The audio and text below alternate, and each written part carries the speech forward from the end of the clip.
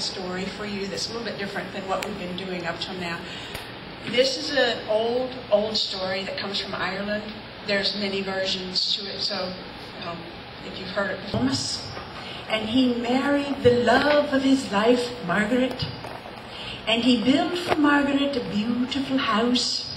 It was the biggest house in the village. There were 2 bedrooms, because he looked at Margaret and he said, Margaret, how many children are we going to have? And she said, oh, Thomas, let's have 3, 4, 5, maybe more. They were good Irish Catholics. So Thomas built to that house and they moved in. And they were very, very happily married there. But the first year went by and there were no babies. The second year went by and there were no babies. Margaret began to feel sad. Oh, Thomas, she says, where's the babies? We built the room for them. And he said, don't you worry, Margaret, we're young. And they were young. He said, we're young and the babies will come. You just watch, you just wait, they're going to come, But the 3rd year went by. And the 4th year went by. Oh, and the 5th year was a bad year. A very bad, bad year for Thomas and Margaret and Ireland all together. There was a storm that blew that year and it came in from the sea. And it blew over the house that Thomas's parents lived in. Now they were old, but they were healthy old people. They had no house to live in. Thomas and Margaret talked about it and they said, we got this room for the babies that have never come, so let's just invite your parents to come and live with us. And Thomas said, that's a good idea, Margaret. We'll invite Mom and Pop to come and live with us and they can have the room for all the babies and maybe the babies will start to come when they're here, So Thomas's parents came to live in the big house that had 2 rooms. And they were happy all together. They were indeed. But another year went by. There was no babies. And Thomas's mother began to go blind. They all said, it's a good thing we're all living together. We can all help Thomas's mom. Because she couldn't see anything at all anymore. But then bad things began to happen. That year there was no fish in the sea.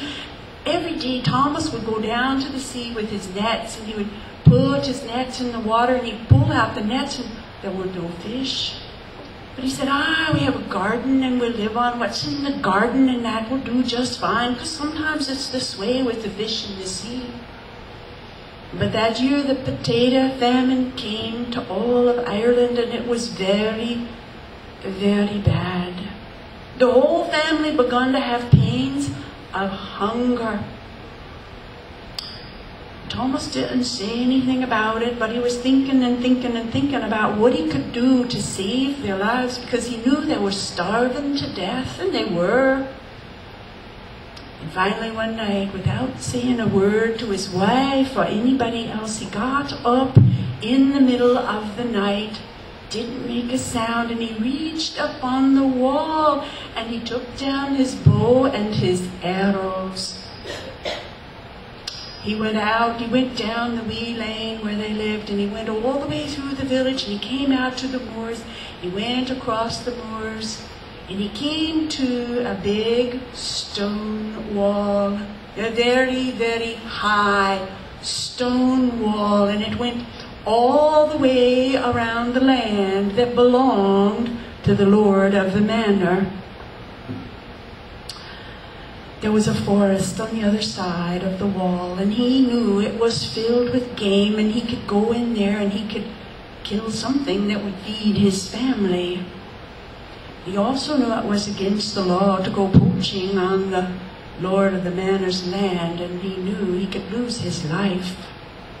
But he was losing his life anyways. So without making a sound, he climbed up over the stone wall, and those stones that were in the wall, they were these big stones, and they had been there for many, many years, and he could put a toe here, and a toe here, and a toe here, and he very carefully got up that wall, and he got up on top of that wall. he came down on the other side and he was in the forbidden forest. Well, it was a good night for hunting. The moon was out and it was shining down and there were stars all across the sky. And that was good because Thomas could move through the trees without making a sound. And he did. Then he came to a clearing, and it was kind of a big clearing. And there in the moonlight, right in front of him in the middle of the clearing, was a big white stag. It was just standing there looking at Thomas as he stepped out of the trees, and Thomas was in the middle of the clearing, and he stood completely and perfectly still because he knew that stag could just be gone in a flash, and he knew that stag could feed his family for the rest of the year. And so very carefully, without moving his feet, he took his arms and he reached back and he got an arrow